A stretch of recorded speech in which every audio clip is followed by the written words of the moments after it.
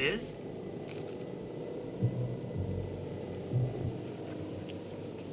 Put your hands up. Brigadier, will you kindly tell me what on... Is this the man? What on earth are you doing in that get-up? Keep quiet! I've been transported from another world. One that is running almost parallel to this one. Goodbye, Liz. I shall miss you, my dear. But I've had about all I can stand of this pompous, self-opinionated idiot here. Now see what you've done. Welcome back. Where did you go? A few seconds forward in time, a few hundred yards due east in space. The rubbish tip? The rubbish tip. Hello and welcome back to the History of series. Today's entry returns to something I haven't done in quite a while.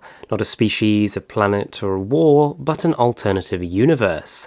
As you can see, the Inferno Earth, first shown in the 1970 story Inferno, and later continued in the PDAs and the Lethbridge-Stewart series. So, what is the story of this parallel universe? How does it differ from N-Space, and how many eye patches are in the whole thing? Let's find out.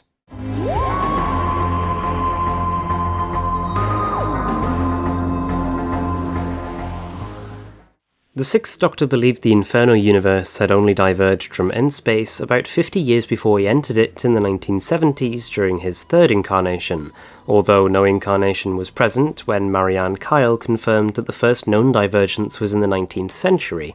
When his conversation with his third incarnation's persona revealed the identity of the British Republic President, the Seventh Doctor wondered if the Timewyrm had any part in creating this timeline as part of her efforts to weaken him. Another account speculated that the Inferno Universe was the original timeline, and the Prime Universe was a divergent timeline created by the Great Intelligence.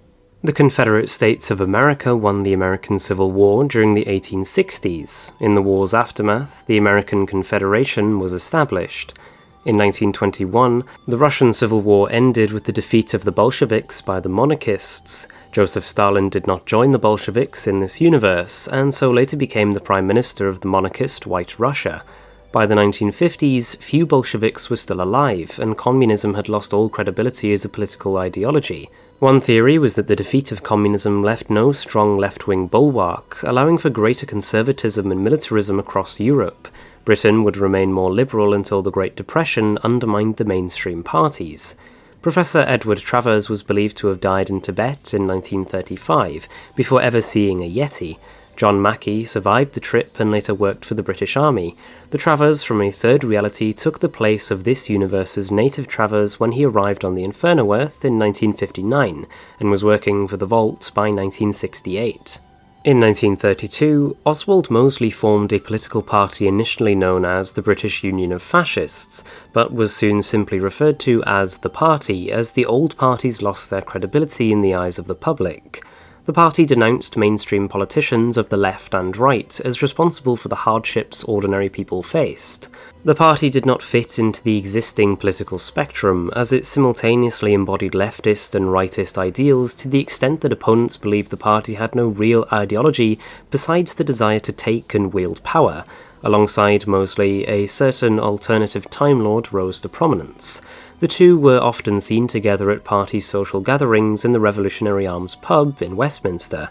Mosley was assassinated in 1936, and the Time Lord, calling himself the leader, seized control of the party, spearheading the fascist revolutionary movement throughout Europe. The leader's exact origins and background were unclear, though one account implied he was the Doctor's counterpart. The Second World War never happened, since Adolf Hitler was assassinated during a military coup by the Wehrmacht in 1938. The party violently overthrew the democratic government in 1943, with the start of the revolution heralded by the burning of the Houses of Parliament. The party executed and imprisoned many of the old political and cultural figures, purging the civil service, the church, and the academic institutions in order to ensure the old order could never return, replacing them with loyal party members. The royal family were executed after being implicated in Mosley's assassination. Brigade leader Alastair Lethbridge-Stewart spoke of their deaths with relish.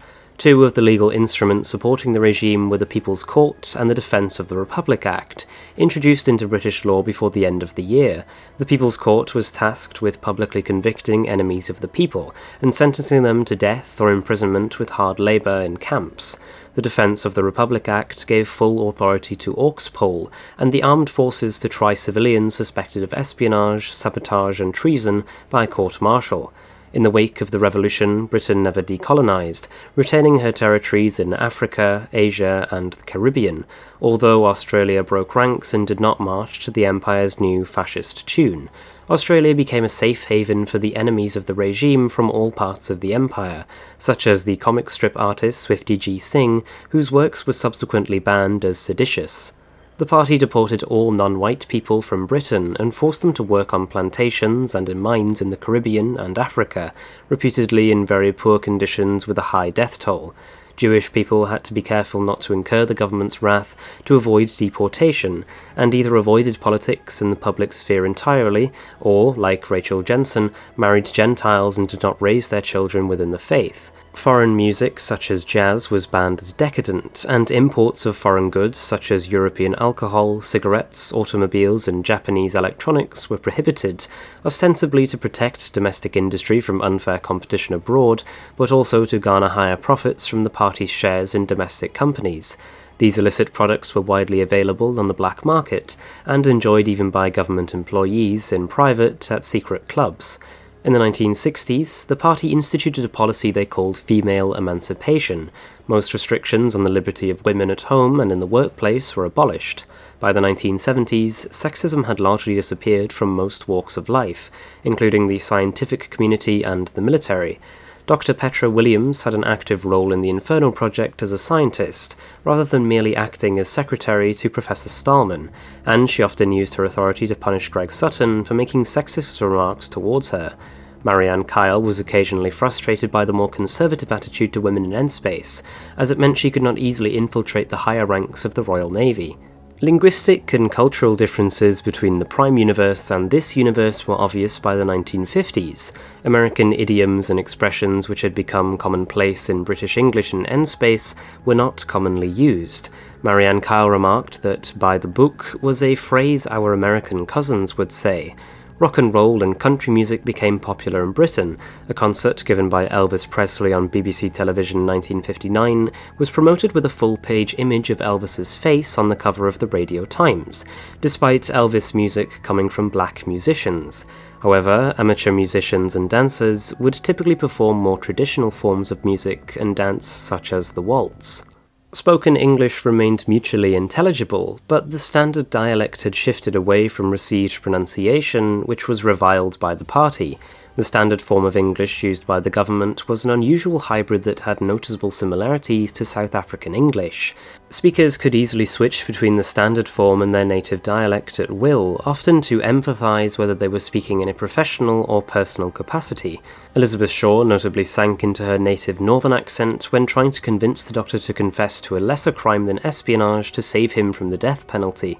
The works of Jeremy Bentham were taught in the Republic schools. The works of Karl Marx were studied from the perspective that they were wrong, in order to condition students against any sympathy for Marxist philosophy. In the 1960s, the two main instruments of state control were the Directorate of Internal Affairs and the Directorate of External Security, as the regime was suspicious of the regular armed forces and preferred to keep them occupied with security work and training overseas. Internal Affairs could impose local or national curfews through its Auxpol militia, who outranked the regular police and answered directly to Paula Hipwood, the Director of Internal Affairs. Military intelligence and secret policing was overseen by the Republican Security Forces, under the control of the Director of External Security, Gordon Lethbridge Stewart. Exec and Internal Affairs had overlapping jurisdictions, resulting in much grievance between the two. Internal Affairs also ran the Vault. The Republic of Great Britain and White Russia divided Europe between themselves. Meanwhile, in Asia, the Japanese successfully built their Asian co-prosperity sphere, though by 1959 the term the Chinese were used interchangeably with the co-prosperity sphere, seemingly having become the dominant power in the bloc. In the 1950s, British military forces had established bases in Germany and exchanged military technology with Russia. The government was increasingly authoritarian and paranoid about espionage, even from their tentative allies of America and Russia. This world's James Lethbridge Stewart would later suggest that it was the lack of a Second World War that had caused this. The British people had no recent warning of what could happen if they started giving up their freedoms, and had no desire to fight for them.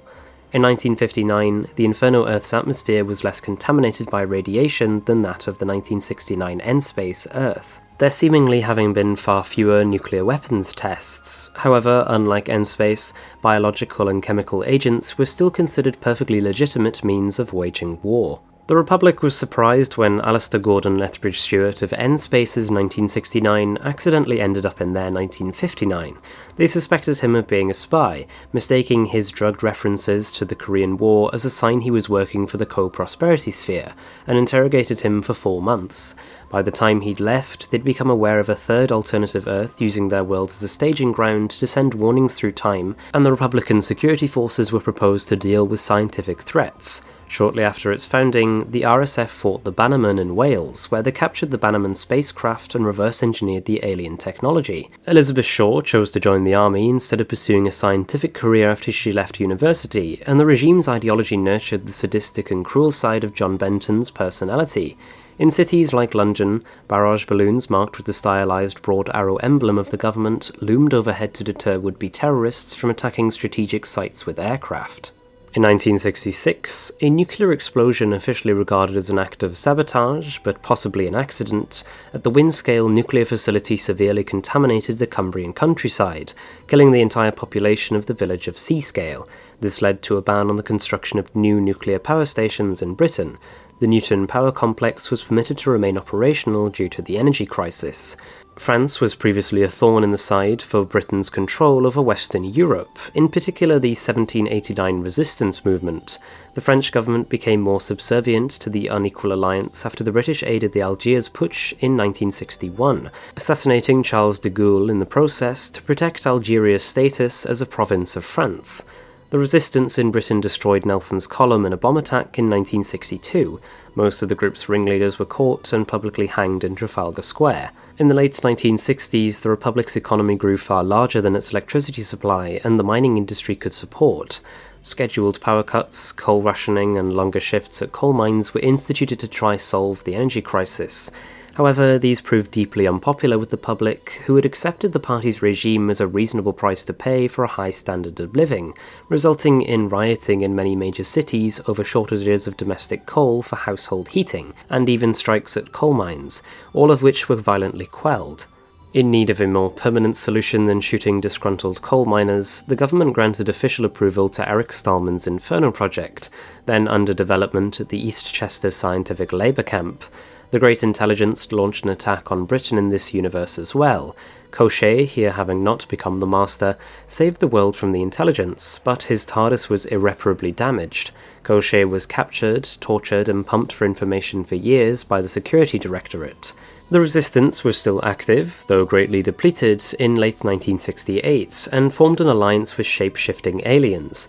In an attempt to undermine the party's image, the Revolutionary Arms was destroyed in a terrorist bombing, followed the day after by a dozen simultaneous explosions across London, killing thousands of civilians.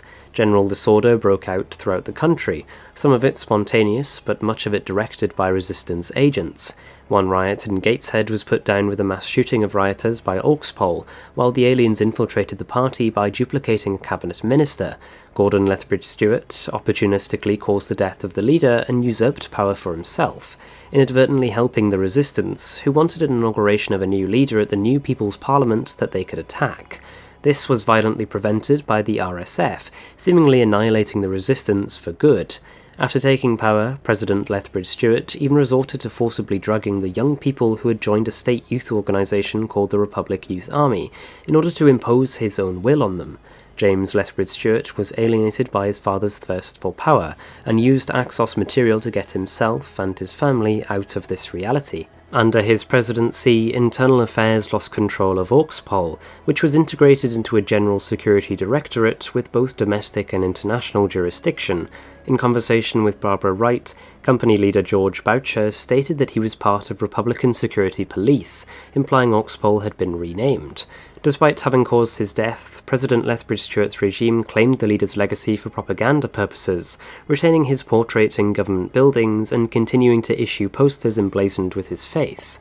In the 1970s, the world was effectively ruled by the Conclave, a parallel of the United Nations Security Council made up of the leaders of the main continents. Great Britain represented Europe and Africa, the Asian Co-Prosperity Sphere represented Asia, and the American Confederation represented the Americas.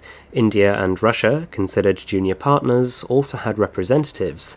A parallel of unit was known as the European Axis Military Group, or EAMG.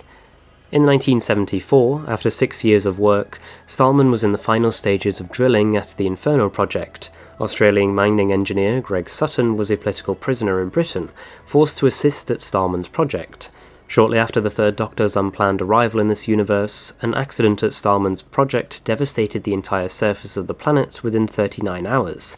The only survivors were those in bunkers, such as the Vault, space stations, and on the Moon. President Lethbridge Stewart was killed when the fallout from the disaster at Eastchester destroyed London. While the Doctor and Jo Grant were visiting Peloton, the surviving leaders of this Earth started to cross over to N-Space. They planned to kill and replace their counterparts, but UNIT, who were reluctantly working with the Master, thwarted the plot. The Master allowed Marianne Kyle to escape, hoping she would cause trouble for the Doctor someday. And that is the story of the Inferno Universe, one where it seems that politically everything that could have gone in the opposite direction to our own did. The Confederates won the American Civil War, the Bolsheviks failed in the Russian Revolution, the UK went fascist and followed what might have happened if Edward VIII stayed on as monarch. Because World War II never happened, Japan was free to conquer all of Asia, assumedly crushing the communist Chinese as well as the Republic. Yet this world did seem to have some positives among the sea of negatives. In Britain, sexism was erased via a state mandate, and seemingly everyone had a high quality of life within the state. All of this at the cost of their freedoms, the deportation of all foreign influence, and the potential to be killed or worse if you spoke out. The negatives greatly outweigh the positives in the end, which is why fascist alternative states like this are always a warning. But anyways guys, thanks for watching. If you enjoyed this video and want to see when I release more, then make sure to subscribe down below and click that little bell icon, as it really helps out the channel. But, as always, thanks for watching.